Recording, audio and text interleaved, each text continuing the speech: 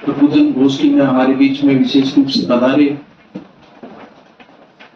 जिनसे नाम से बहुत टाइम से हम परिचित थे, जिनके मार्गदर्शन से हमने काम करना शुरू किया। हमारे ग्राहक पंचायत के राष्ट्रीय कोषाध्यक्ष रहे आदरणीय रविदेव जी भाई साहब, हमारे बीच में यहाँ विराजमान यहाँ के विभाग प्रचारक आदरणीय आशुतोष जी भाई साहब, आदरणीय मनोज जी भाई साहब, मेरे साथ ग्राहक पंचायत में कार्यकारिणी के सदस्य शैलेंद्र जी भाई साहब, ईश्वर जी, पंडित जी, अशोक जी, सुधीर जी, जिन्होंने की व्यवस्था से हमसे यहाँ बैठे हुए हैं, और ग्राहक पंचायत और अन्य अन्य जगह से पधारे हुए सभी भाई और बहनें। जैसा अशोक जी ने बताया है कि केवल एमआरपी के लिए बताना है, अगर 2 मिनट ज्यादा देते तो मैं शायद कुछ ग्राहक पंचायत क्या है और उसकी क्यों जरूरत पड़ी वो भी मैं शायद आपके बीच में रखता। पर ग्राहक पंचायत विश्व का सबसे बड़ा ग्राहक संगठन है ग्राहक क्षेत्र में, क्योंकि हमने देखा है कि विभिन्न क्षेत्रों में, चाहे वो मजदूर संगठन हो, चाहे वो चिकित्सा का संगठन हो, चाहे वो शिक्षा का संगठन हो, चाहे वो किसी भी तरह का संगठन हो, वहाँ कोई ना कोई कानून बना हुआ है और वहाँ बहुत मजबूत संगठन बने हुए हैं। पर इस देश का जो सबसे बड़ा आबादी समाज है, जिसको हम 140 करोड़ की संख्या का कहते हैं, ऐसा एक समाज अगर सबसे बड़ा है तो वो ग्राहक समाज है, और उस ग्राहक की चिंता करने वाला इस देश में कोई नहीं था। तो उसकी चिंता करने के लिए 1970 के दशक में अखिल भारतीय ग्राहक पंचायत की स्थापना हुई, और आज अपना स्वर्ण जयंती वर्ष, अपना स्वर्ण जयंती का स्वर्णिम काल मनाते हुए ग्राहक पंचायत अपने 50 वर्ष पूरे करते हुए इस समाज के बीच में अपना योगदान किसी न किसी रूप में दे रही है। और उपभोक्ता संरक्षण अधिनियम 1986 इस ग्राहक पंचायत का सबसे मुख्य देन इस भारत की जनता को है। इस ग्राहक पंचायत के कारण से इस देश को उपभोक्ता संरक्षण अधिनियम 1986 मिला, जिसके तहत हम कानूनी लड़ाई लड़ सकते हैं। तो ये ग्राहक पंचायत की शुरुआत है, जिसमें अनेकों कार्यक्रमों के माध्यम से आज हम एक महत्वपूर्ण विषय पर पहुंचे हैं, वो है मैक्सिमम रिटेल प्राइस। हमारे देश में पहले जब भी कोई वस्तु बनती थी, चाहे वो इलेक्ट्रॉनिक उपकरण थे, खान पीन की वस्तुएं थी, चाहे वो मेडिकल से संबंधित थी, हर वस्तुओं पे कीमत लिखी होती थी, कीमत प्लस अन्य टैक्सेज एक्स्ट्रा, यानी अगर लोकल टैक्सेज होंगे या उसमें कीमत प्लस लोकल टैक्स एक्स्ट्रा, ऐसा करके ना हमारे टोबैको पे लिखा आता था। उसके दुष्परिणाम ये थे कि जब हम बाजार से किसी वस्तु को क्रय करते थे तो कोई भी दुकानदार, चाहे वो किसी भी क्षेत्र का हो, वो उस वस्तु को बेचते समय जो कीमत होती थी उसके ऊपर अन्य कर के नाम पे हमसे बहुत सारा वसूली के रूप में वो वसूलता था। क्यों? वो कोई ऑपरल हो सकता है, वो कोई अन्य सेल टैक्स के रूप में हो सकता है, वो लोकल सेल टैक्स होता था, वो सेंट्रल का सेल टैक्स होता था। ऐसे टैक्सेज की बहुत सारी लिस्ट बना के ना हमको अंतिम मूल्य है, यानी कि अगर उसमें 100 रुपया लागत वो लिखा हुआ है तो वो हमसे 125 रुपए, 150 रुपए कुछ भी वसूल करता था, और हम देने के लिए बाध्य होते थे, क्योंकि उस वस्तु में लिखा होता था कीमत प्लस अन्य कर। जब इसमें एक खामी आई और पूरे देश भर में लगा कि ये तो ग्राहकों के साथ अन्याय हो रहा है, तो इसमें कहीं ना कहीं कुछ अमेंडमेंट होना चाहिए, संशोधन होना चाहिए। तो ऐसा करके एक एमआरपी का आया कि हम हर वस्तु की एक एमआरपी तय करते हैं, और उस एमआरपी से अधिक कोई इससे लागत या कीमत वसूल कोई भी दुकानदार नहीं करेगा। तो 1990 के दशक में ये एमआरपी का सिलसिला चालू हुआ, और हमारे भारत देश में एक जो मापतोल विभाग के माध्यम से मेट्रोलॉजी एक्ट है वो 2006 में पारित हुआ, और 2006 के बाद जितने भी जो ये पैकेट वस्तु है, डब्बा वाली वस्तु है, चाहे वो किसी भी क्षेत्र की हो, चाहे वो मेडिकल लाइन में हो, चाहे वो इलेक्ट्रॉनिक आइटम में हो, इलेक्ट्रिक में हो, चाहे वो कपड़ों में हो, चाहे खाद्य सामग्री में हो, हर पैकेट वस्तु पर एक मैक्सिमम रिटेल प्राइस ऐसा करके ना लिखा गया। परंतु वो अधिकतम खुदरा मूल्य है, मैक्सिमम रिटेल प्राइस है, वो क्या होना चाहिए, इस पे किसी का ध्यान नहीं गया, और जो निर्माता है वो अपनी मनमानी से अपने उत्पादों की एमआरपी तय करने लगा। माना कोई वस्तु अगर 100 रुपए में या 90 रुपए में बन रही है तो उसकी एमआरपी 1000, 2000 और 2500 रुपए तक उसमें छपने लगी। अब चूंकि एमआरपी किसी वस्तु में 1000, 1500 या 2000 है, तो ग्राहक को नहीं पता कि वो वस्तु कितने की बनी है, उसका लागत मूल्य क्या है, उस पर टैक्सेस कितने हैं। पर जब हम उस वस्तु को खरीदने के लिए बाजार में जाते हैं तो दुकानदार जो भी उसका विक्रेता है वो उसको एमआरपी दिखाता है और एमआरपी पे हमारी बिलिंग करता है और हम उसको बाध्य होते हैं एमआरपी पे खरीदने के लिए। जो हमारा उपभोक्ता संरक्षण अधिनियम है उसमें ग्राहक को यह अधिकार दिया है कि वो एमआरपी पे भी तोल भाव कर सके, पर वो तोल भाव कितना करेगा? क्योंकि अगर किसी वस्तु की लागत मूल्य 100 रुपए है, अन्य टैक्सेस या प्रॉफिट्स मिला के वो एक विक्रेता के पास 150 रुपए का आता है और उसमें अगर एमआरपी 1500 रुपया है तो मोल भाव भी ग्राहक कितना करेगा? वो 1500 रुपए से 100 रुपए कम कराने की कोशिश करेगा, 200 रुपए कम कराने की कोशिश करेगा। वो 1500 रुपए की वस्तु को 200 रुपए में तो नहीं ला सकता तोल भाव करते हुए। तो ये बात जब ग्राहकों के शोषण के बाद इन ग्राहक संगठनों के दिमाग में आई तो हमने इसके खिलाफ एक अभियान चलाया और अखिल भारतीय ग्राहक पंचायत विगत लगभग 8-10 वर्षों से लगातार एमआरपी को नियंत्रित किया जाए, एमआरपी निर्धारण के लिए कोई ना कोई कानून बनाया जाए, एमआरपी को नियंत्रित करने के लिए कोई ना कोई प्राधिकरण का गठन किया जाए।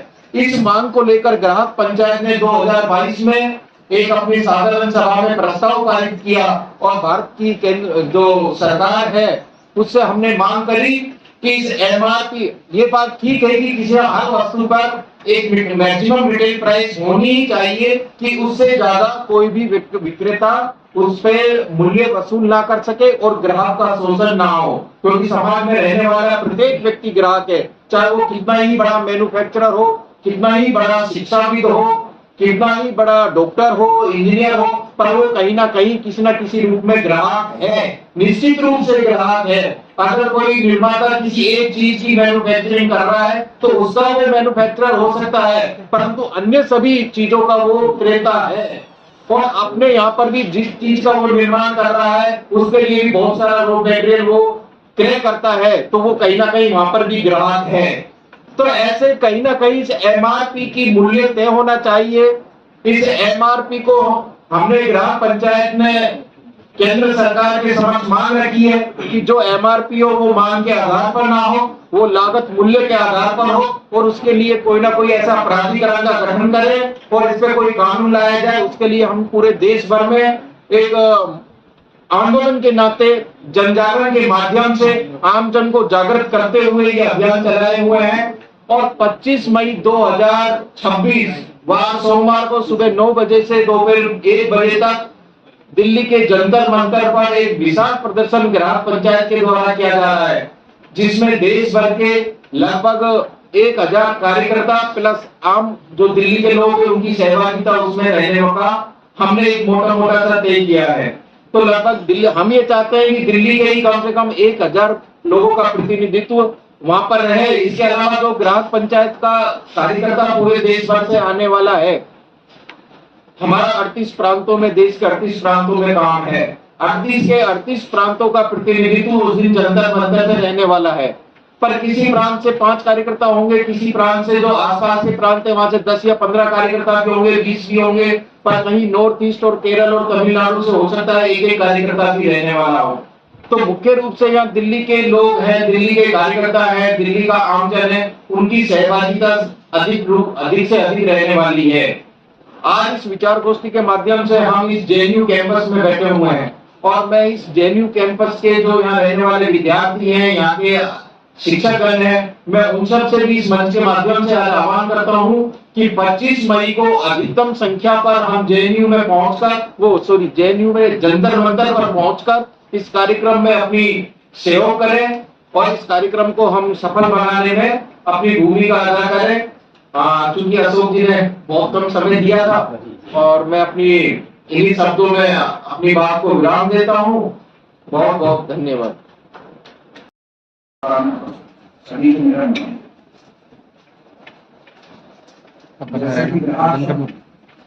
अगर मैं बात करूं किसी व्यक्ति की पहचान की, प्रत्येक पहचान एक समय के बाद निवर्तमान होता है, लेकिन ग्राहक एक ऐसी पहचान है जो आप इस जीवन में आते हैं और अंतिम क्षण तक सभी जो ग्राहक रहेगा। लिंग के आधार पर, धर्म या अन्य एस्पेक्ट के आधार पर अगर हम वैश्विक परिस्थिति में देखें तो संख्या अनुपात जो है घटता बढ़ता हुआ दिखाई देता है, लेकिन ग्राहक सभी ये है कि समुची मानव प्रजाति है।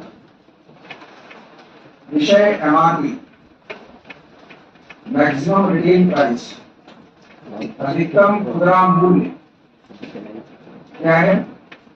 किसी भी उत्पाद को ग्राहक को बेचने का अधिकतम मूल्य, जिसको एमआरपी कहते हैं।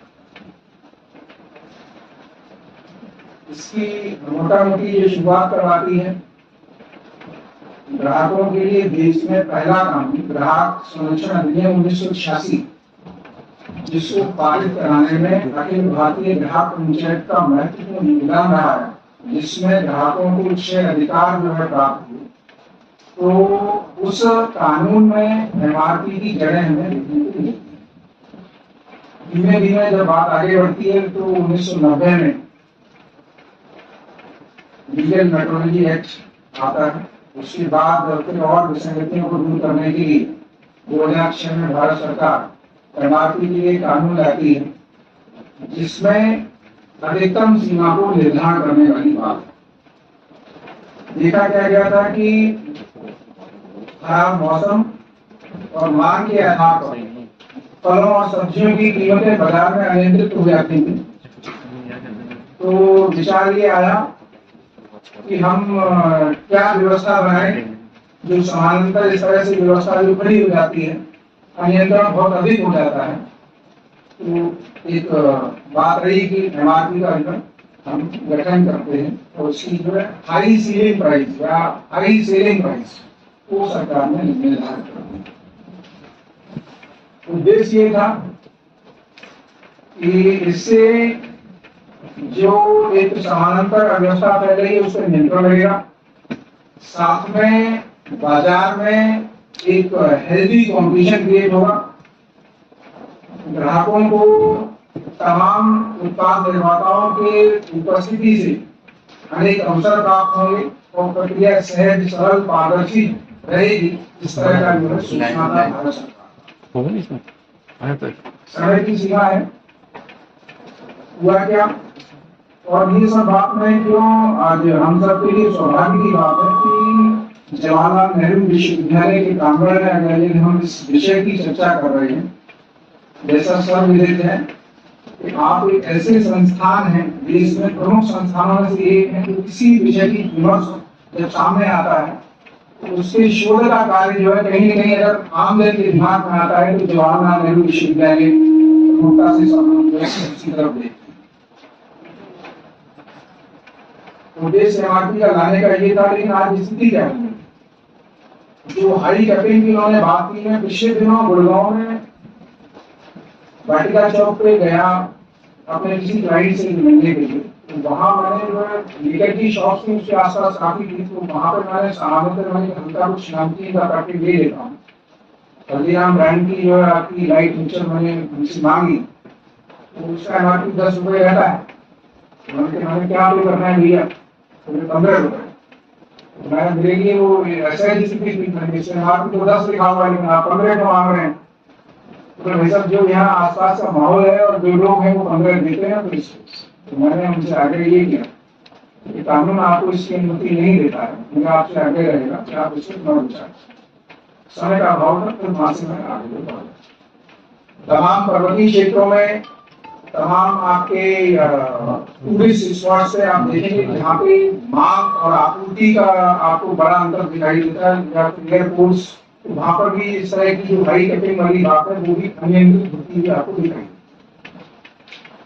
मूल प्रश्न ये आता है कि एमआरपी निर्धारण कौन करता है? तो सामान्यतः इस बात से सभी सहमत है कि एमआरपी का निर्धारण निर्माता के द्वारा। कुछ विशिष्ट परिस्थितियों में विक्रेता को भी वो अधिकार मिलता है, जैसे कि अभी पूर्व में भारत सरकार के द्वारा जीएसटी का रिवीजन किया गया, तो जो पुराना स्टॉक था उस पर जो है ये लॉ कहता है कि आपको जो है वो मैंडेटरी है कि आप उससे बेची करें, उससे भी विक्रेता को जो है वो अवसर प्राप्त हुआ। लेकिन मोटा मोटा जो है उत्पादक को जो है उसका मूल जिम्मेदारी रहती है। अब जब ये सब इससे प्रभावित है, इतना बड़ा व्यापक विषय है, तो इसके बारे में जो है क्यों नहीं हमें विमर्श करना चाहिए, क्यों नहीं हमें इस तरफ ध्यान आकर्षित करना चाहिए। तमाम लोगों का ये सोचना होता है कि यार इतना बड़ा व्यापक विषय है, तो सामान्य तौर पर ये देखा जाता है कि जब कोई बहुत बड़ी चीज होती है तो उसको हाथ होता है, किसी एक वर्ग विशेष का या मान लो किसी छोटे समूह का कोई विषय होता है तो कोई भी उसको लेके आगे बढ़ता है। किसी उदाहरण के तौर पर किसान वर्ग की मैं बात करता हूँ, ये रिलेट करके बात उससे मार 1965 में कृषि मूल्य आयोग का गठन किया गया 1965 में, जिसका नाम बदल के कृषि लागत और मूल्य आयोग 1985 में किया गया, जिसको हम CACP। उद्देश्य क्या था? मिनिमम सपोर्ट प्राइस को निर्धारित करने के लिए जो सिफारिशें हैं उस आयोग के द्वारा जो है दी जाती है। इसमें मुख्यतः 3 फॉर्मूला है, डिटेल में नहीं जाऊंगा। ये बात मैंने क्यों कही? बंटी जी का निवेदन आया, लेकिन मैं MRP का विषय है तो उससे इस वजह से थोड़ा बोलना उचित हो जाता है, क्योंकि विद्यार्थी जो शोध के हैं और उनको आगे के। ये बात मैंने क्यों कही? क्योंकि किसानों के लिए जब आप MSP का निर्धारण कर सकते हैं तो ग्राहकों के लिए तो MRP इतना बड़ा व्यापक विषय, उसकी चिंता क्यों नहीं, उसके निर्धारण के लिए क्यों नहीं, मतलब उसका हमें सोचना चाहिए। तो यही जो मूल विषय है, इसको लेकर अखिल भारतीय डाक पंचायत समाज के बीच, समाज के विभिन्न वर्गों के बीच, चाहे वो प्रबुद्ध लोग हों या जो भी स्टेक होल्डर, सबके बीच में जाने का प्रयास है पिछले कई वर्षों से। और पिछले दिनों में सरकार के विभिन्न अनेक मंत्रालयों में भी इस बात का विमर्श किया गया, पूछा गया भाई हमारा विषय ठीक है या इसमें कुछ विषय ठीक है तो उसको उठा रहे हैं, तो सरकार से बस जो कानून बनाने का अधिकार उनको है। इस वजह से जो है सरकार से अपेक्षा करता हूँ। इसी के साथ मैं अपनी वाणी को विराम देता हूँ। धन्यवाद। तो होने वाला है, उसमें मुख्य प्रबंधक सुनील जी वैशाली है, तो वो भी 1 या 2 मिनट में अपनी बात करते हैं। अशोक जी, मैं रविदेव गुप्ता जी वैशाल तो 2 मिनट के लिए तो आपसे अनुरोध है, इस समय की सीमा को 5 मिनट कर दीजिए, अपराध बोध न हो मुझे। आपको हम रोक नहीं सकते। आज हम विश्वविख्यात विश्वविद्यालय JNU, जो विख्यात तो बहुत से कारणों से रहा, और उन कारणों को जो अवरुद्ध करने वाले हमारे front line warrior doctor Sudhir ji यहाँ पर उपस्थित हैं, उनके सौजन्य से जब राम की बात होती है तो उनके बराबर में लक्ष्मण भी बैठा है। अन्य ग्राहक पंचायत के मेरे जितने भी सहयोगी हैं, उन सबका अभिनंदन करता हूँ और उनके नाम लेने की औपचारिकता नहीं करूंगा, मेरे घर के लोग। आज ग्राहक पंचायत के कार्यक्रम में मेरे लिए आना ऐसा है जैसे घर वापस, क्योंकि ग्राहक पंचायत से सक्रिय संबंध मेरा आज से लगभग 30 साल पहले टूट गया। तो कोई व्यक्ति 30 साल बाद अपने घर आए, उसको कैसा अनुभव होता होगा, वही अनुभव मुझे। आज जिस प्रकार का यहाँ पर हम लोगों के लिए स्वागत का वो हुआ और विदुषी कन्याओं ने वेद की ऋचाओं से जो अभ्यर्थना की है, अभूतपूर्व थी। ये हम सबके हृदय में अंकित होती है कि हम अपनी संस्कृति के पोषक। अब मैं मूल विषय पर आता हूँ, जिस विषय की आज चर्चा हो। MRP जो शब्द है, ये अपने आप में एक मूल में भूल है। MRP का अर्थ है मैक्सिमम रिटेल प्राइस। होना क्या चाहिए कि सरकार अगर ग्राहक को संरक्षण देती है तो मैक्सिमम नहीं मिनिमम होना चाहिए। मैक्सिमम का मतलब छूट दे रहे हो। तो सबसे पहले तो आधारभूत हम लोगों को देखना चाहिए कि भूल है कहाँ। आपने पहले ही उसको मैक्सिमम रिटेल प्राइस बता दिया कि ज्यादा से ज्यादा आप इतना लूट सकते हो। उसके बजाय उसका नाम होना चाहिए था रिकमेंडेड रिटेल प्राइस। अभी अभी मेरे बराबर में सहयोगी ने MSP की बात। आप लोग ये समझिए, MSP का मतलब है मिनिमम सपोर्ट प्राइस। ये क्या है? ये परचेज के स्टेज पे है, जिससे आप क्रय कर रहे हो, उसको संरक्षण दे रहे हो मिनिमम सपोर्ट प्राइस से। जिसको विक्रय होना है वो है एमआरपी, वो मैक्सिमम है।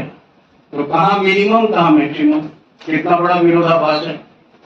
तो ग्राहक पंचायत को सबसे पहले तो कुठाराघात करना चाहिए जड़ पे। ये बात क्या है, इस मैक्सिमम रिटेल प्राइस को ग्राहक के लिए उसके संरक्षण के लिए बनाया गया था। आज ये सर्वमान्य और सर्वविदित, जिसको कहना ना ओपन सीक्रेट, ये संरक्षण नहीं एक्सप्लॉयटेशन का कारण है। भाई साहब ने अभी जिसका संकेत किया, मांग और आपूर्ति के मूल्य पे मार्केट चलता है, क्योंकि हम लोग लेसेस फेयर, जिसको बोलते हैं फ्री मार्केट ट्रेड, हम लोग यहाँ समाजवादी व्यवस्था में भारत में नहीं है, प्रजातांत्रिक व्यवस्था में। समाजवादी में सरकार ही कीमतें निर्धारित करती है, हम ऐसी कंट्रोल्ड इकोनॉमी में नहीं है। हम लोग लेसेस फेयर का मतलब है कि फ्री इकोनॉमी, और उसको मार्केट फोर्सेस प्राइसेस को कंट्रोल करती है। तो मार्केट फोर्सेस कैसे करती है, मांग और आपूर्ति का तो है ही है, अवेलेबिलिटी और स्कैरसिटी भी एक बहुत बड़ा है। आप एक छोटे से यहीं पर जेएनयू में किसी भी एक छोटी सी दुकान पे जाएं और वहां पे उसी वस्तु के लिए कोई बराबर में दूसरी अगर वहां पे दुकान नहीं है, तो आपकी जो ग्राहक की, जिसको हम सॉवरेनिटी कहते हैं, कंज्यूमर इज द किंग, उसकी किंगशिप तो वही खत्म हो जाती है। जो उसके पास चॉइस नहीं है किसी दूसरे के पास जाके पूछने के लिए कि आप बताइए कितने की दे रहे हो, कॉम्पिटिशन जीरो हो गया। जहाँ कॉम्पिटिशन जीरो हो जाता है वहां पर ही एक्सप्लॉयटेशन आरंभ हो। और आपने तो बहुत छोटे छोटे उदाहरण दिए, 10 रुपए की चीज 15 में मांगी, वो भी एमआरपी 10 थी, 15 में तो उसने 5 तो सर्विस चार्ज लिया। ये एमआरपी का संबंध नहीं। संबंध ये है कि जहां पर आप पेंट की एक बाल्टी लेने जा रहे हैं 20 लीटर की, उसके ऊपर में एमआरपी प्रिंटेड है 4000 इतने 100 रुपए, और उसके आसपास में बहुत सी दुकानें हैं। ये आपका अनुभव में आया होगा, मेरे अनुभव में भी आता है। कॉम्पिटिटिव मार्केट है, वो 4100 जिस पे एमआरपी है, मेरे बिना किसी नेगोशिएशन के, बिना किसी बार्गेनिंग के, वो व्यक्ति अपनी ही कॉम्पिटिटिव मार्केट होने के कारण मुझको 2600 रुपए में ऑफर कर रहा। उस समय मुझ जैसा पढ़ा लिखा व्यक्ति, समझ लीजिए उसका महत्व क्या है। क्या मैं उससे ये पूछने का भी अधिकारी हूँ कि 41 तो लिखा था, आप 2600 की क्यों दे रहे हो? तो मेरा तो स्वार्थ है कि वो 2600 के बजाय 2500 की दे रहा, लेकिन वो 4100 के बजाय 2600 का किसी सरकारी नियंत्रण में दे रहा। तो केवल इसलिए दे रहा है कि उसके बराबर में एक दुकानदार बैठा है, वो 2650 में दे रहा हूँ, ये 2600 में। तो हम लोगों को पहले मूल को समझने, बात ग्राहक की आती है। ग्राहक हितों की चर्चा हम संगठन के नाते क्यों कर रहे हैं? ईश्वर को कहते हैं सर्वव्यापी है, अरे ग्राहक भी सर्वव्यापी है। बॉम्ब टू टॉम क्या, माँ के गर्भ में शिशु आया है तभी से वो ग्राहक बन जाता, उसी के निमित्त कुछ ना कुछ चीजें खरीद के घर में आने लगती है। फिर तो क्या हुआ, बॉम्ब। और जब शरीर को छोड़ के अंत्येष्टि होती है, टॉम्ब में जा रहा है, तब भी जो वहां की जो लकड़ी आती है वो भी उसी ग्राहक के नाम से आती है। तो एक ऐसा सर्वव्यापी प्राणी जो समाज के, मनुष्य समाज के किसी भी वर्ग से अछूता नहीं है, ऐसे सर्वव्यापी ग्राहक नाम के प्राणी की हितों की चर्चा हम, ये साधारण विषय नहीं है, ये हमारे लिए कोई फॉर्मेलिटी नहीं है। और ये प्रबुद्ध नागरिकों का जो वाग विलास होता है ना, जैसे आजकल हमारे पर्यावरण के जितने भी रक्षक वो होते हैं बंधु, और जेएनयू में सब होंगे, वो केवल पर्यावरण की रक्षा को अपने फैशन के लिए करते हैं। बंधुओं, हम ग्राहक हित की बात फैशन के लिए करते हैं, फैशन नहीं। फैशन का मतलब हमारा जुनून है। तो जब हम ग्राहक हित की बात करेंगे तो समझ लीजिए कि हम सर्व समाज के कल्याण के लिए कोई एक विधा ढूंढ रहे हैं। इसलिए ग्राहक पंचायत को अपने आप को विशेष रूप से गर्व का अनुभव करना चाहिए कि उनको समाज के इतने महत्वपूर्ण कार्य के लिए दायित्व दिया गया। तो मेरे जितने भी यहाँ सहयोगी कार्यकर्ता हैं, मैं उनसे ये अनुरोध करता हूँ, आप स्वयं को भाग्यशाली कार्यकर्ता मानिए। अन्य किसी भी संगठन का व्यक्ति केवल एक छोटे से वर्ग को करता है। विद्यार्थी परिषद के कार्यकर्ता है तो केवल विद्यार्थियों की बात कर रहे हैं, मजदूर संघ के हैं तो केवल मजदूर की बात कर रहे हैं, शिक्षक संघ के हैं तो शिक्षक की बात कर रहे हैं, पर जो ग्राहक की बात कर रहे हैं कौन व्यक्ति है हमें से जो ग्राहक नहीं है। तो जब हम समाज के कल्याण की बात करते हैं तब हम ग्राहक पंचायत के कार्यकर्ता होंगे। दूसरी एक बात जो इसमें बड़ी महत्व की है, जो मुझको लगती है, मूल में भूल की जब बात की, मैंने कहा कि ये बजाय मैक्सिमम के रिकमेंडेड होनी चाहिए। रिकमेंडेड क्या होती है? मैं स्वयं एक कॉस्ट अकाउंटेंट हूँ। मैंने 69 में कभी एक कॉस्ट एंड मैनेजमेंट अकाउंटेंसी किया। मैं जानता हूँ कि कॉस्ट ऑफ प्रोडक्शन का कंप्यूटेशन कैसे होता है। उसके अंदर में बहुत सारी बाधाएं हैं, इतना सरल विषय नहीं है। कॉस्ट जो है वो वेरी करती है। एक ही प्रोडक्ट का मैन्युफैक्चरर अगर 10 हैं, उनकी परिस्थितियां इस प्रकार की हैं कि उनकी कॉस्ट भी एक जैसी यूनिवर्सल नहीं होगी, उनकी परिस्थितियों के हिसाब से होगी। जिसने क्रय किया है उसको उसकी पहले परचेज की कॉस्ट क्या है, वहीं से आरंभ होता है। तो कुछ डायरेक्ट कॉस्ट, कुछ इनडायरेक्ट कॉस्ट, ये मेरा अच्छा विषय नहीं। मेरा ये बताना है कि कॉस्ट एक अपने आप में इतना कॉम्प्लिकेटेड मैटर है कि कहने में तो बड़ा सरल लगता है, पर सरकार को भी उसके लिए बाध्य करना, प्रवृत्त करना, ये व्यवहार में उतना ही कठिन है जितना कठिन कोई कहे कि गूगल का फूल क्या होता। कॉस्ट को कंप्यूट करने के लिए कॉस्ट ऑडिट की आवश्यकता होती है, और कॉस्ट ऑडिट जो है वो इतना सम्यक दृष्टि से होना चाहिए। उसके बाद में सरकार की ओर से एक कोई ना कोई प्रॉफिट का लेजिटिमेट प्रावधान होना चाहिए, क्योंकि कोई भी इंडस्ट्री बिना लाभ के आगे नहीं चल सकती। तो प्रश्न क्या है, ये पूरे समाज के कल्याण को देखते हुए हर एक व्यक्ति के हितों की रक्षा का प्रश्न। हम लोग इसको छोटा सा प्रश्न माने और एक सीमित कार्यक्रम में यहाँ पे हम 20-25 लोग बैठ के इस पर चर्चा कर रहे हो तो किसी निष्कर्ष पे नहीं पहुंचेंगे। लेकिन हाँ, एक लक्ष्य हमारे सामने स्पष्ट होगा कि हम कितने बड़े लक्ष्य के लिए एक छोटा सा कदम लें, and it is the first step that counts. तो मैं आप लोगों को ये कहना चाहता हूँ, अभी जैसे इन्होंने एक संकेत भी किया, गवर्नमेंट जीएसटी कलेक्ट करती है। अरे जीएसटी का बेसिस में तो गवर्नमेंट का होगा ना, किसके ऊपर ना परसेंटेज कैलकुलेट कर रही है। इसका मतलब कोई ना कोई मैकेनिज्म तो गवर्नमेंट के पास है, लेकिन वो उसको कहते हैं ना कि आप जितना रिवील कर रहे हो उससे ज्यादा हाइड कर रहे हो।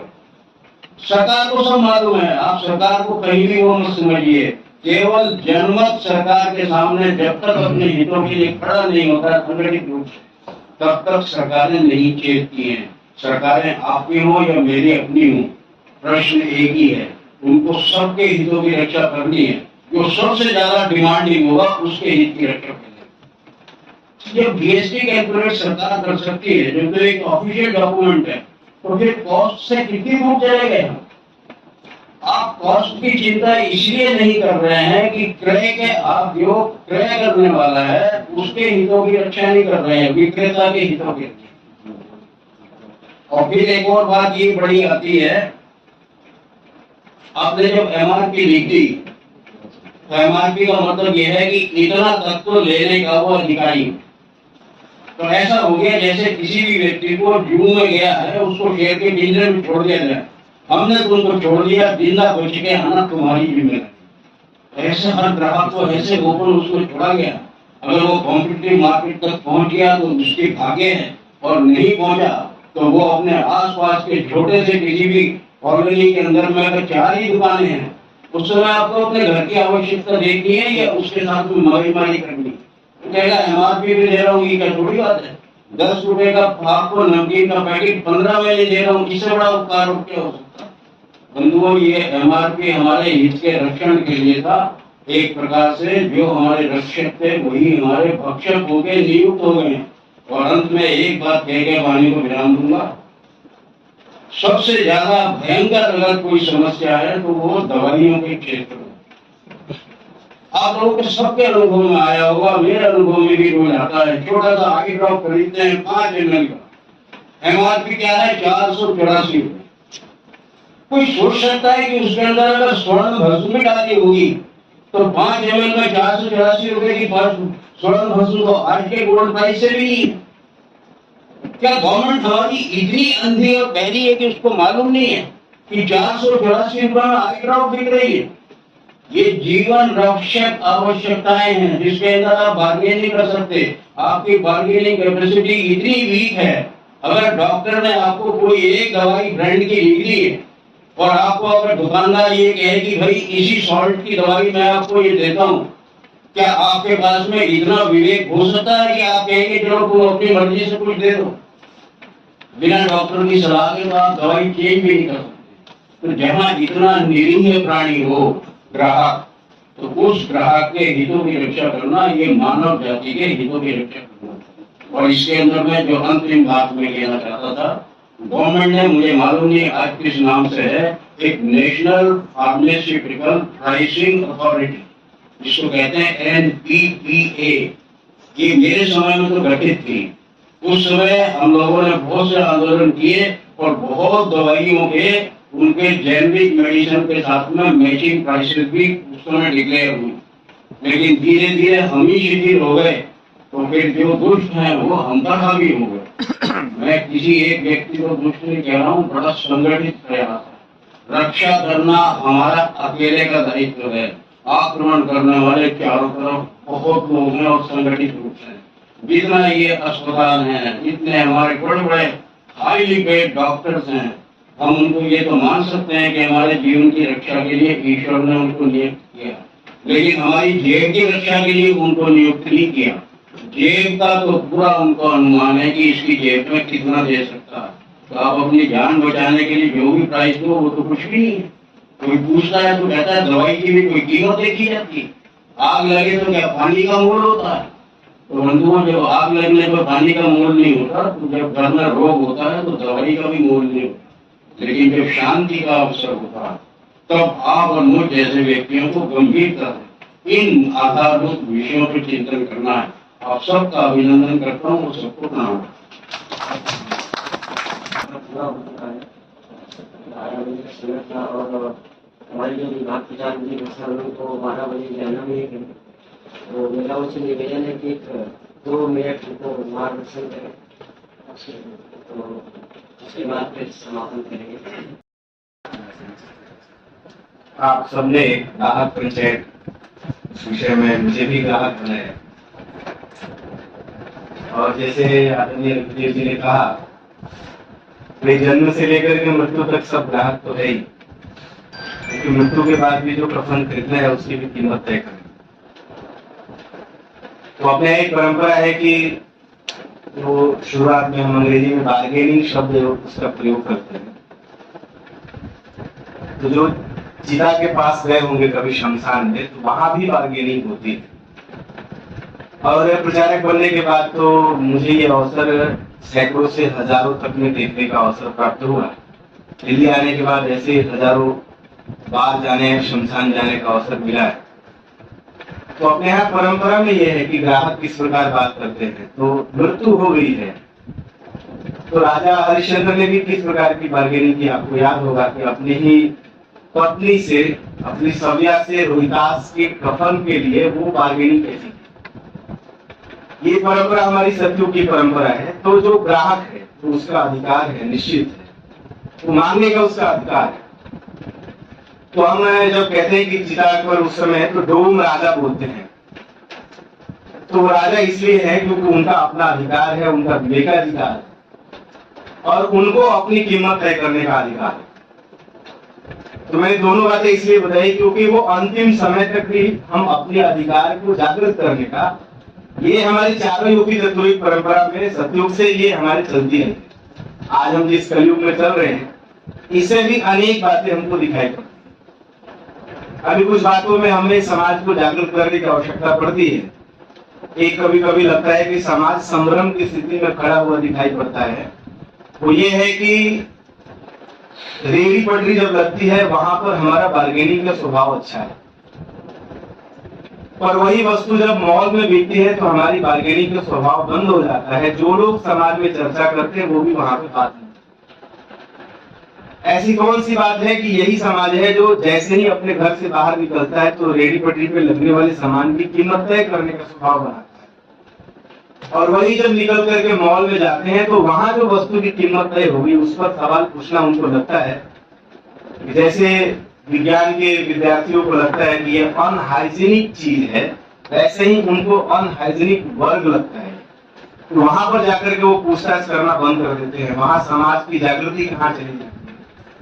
ऐसे समाज में धीरे धीरे आज बी टाउन सिटीज में, छोटे छोटे शहरों में भी, मैं गांव से आया हूं तो गांव तक भी, गांव के लोग भी आते हैं तो कुछ दिन तक तो स्वभाव उनका बना रहता है। वो मॉल में भी जाकर के 2-4 बार तो टोक ही देते हैं कि इसकी कुछ तो कर लो। लेकिन ये वातावरण जिस परिवेश में हम रह रहे हैं, वहां धीरे धीरे वो भी ढल जाते हैं, वो भी मॉल में जाकर के बार्गेनिंग करना बंद। ये स्वभावगत हमको समाज में धीरे धीरे वो जो हमारे जागृति का जो स्वभाव है वो बने रहना चाहिए।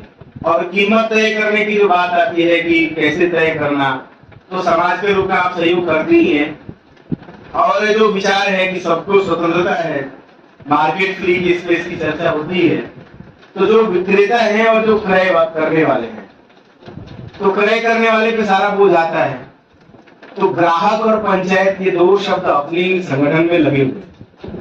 तो पंचायत किनकी है? तो पंचायत ग्राहकों की है।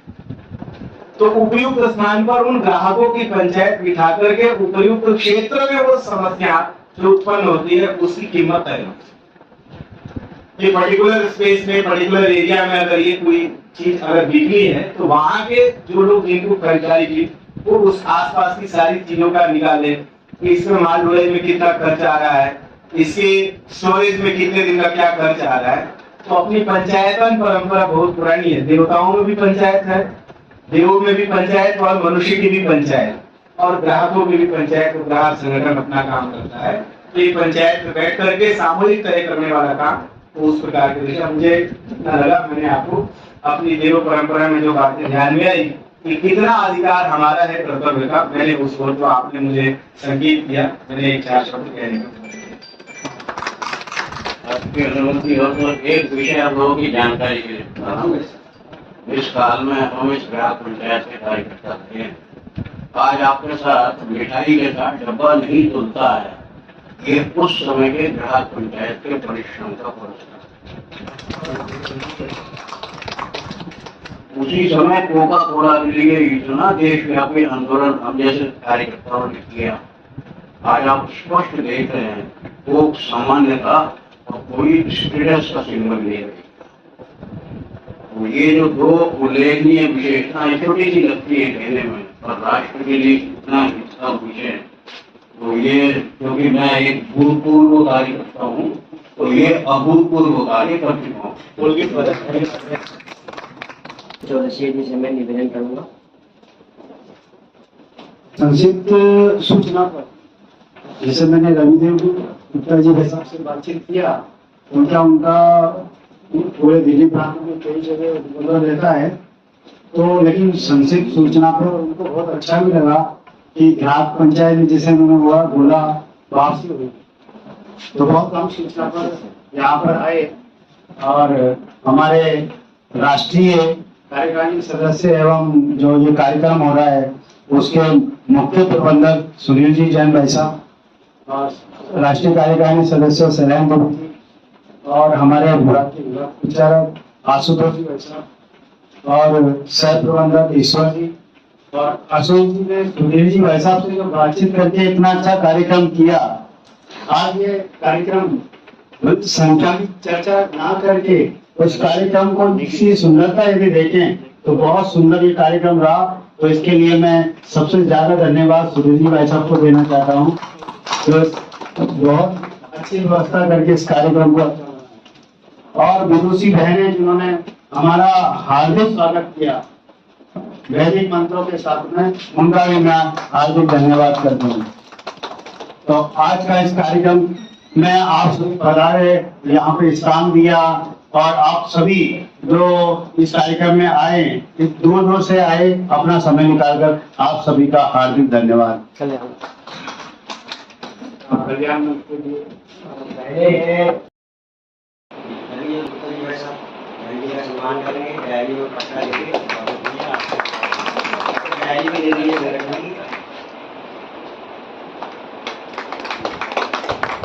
सुनील जी मेरे साथ दूसरी बहन का सम्मान करेंगे, डायरी और पत्ता दीजिए।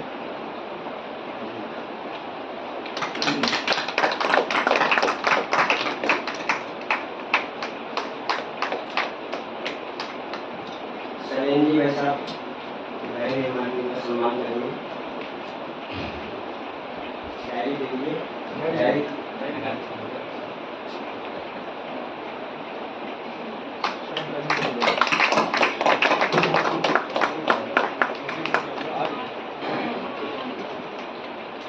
एक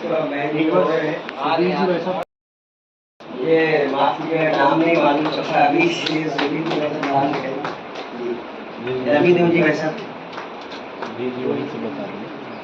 बहुत अच्छा मंगला आरती और देवी है। शैलेंद्र जी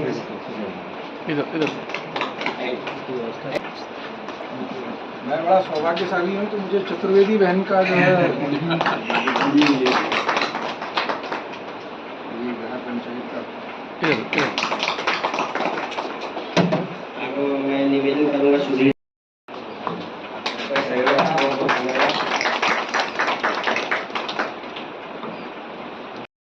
सर्वे सन्तु निरामयाः सर्वे भद्राणि पश्यन्तु मा कश्चित् दुःखभाग् भवेत्।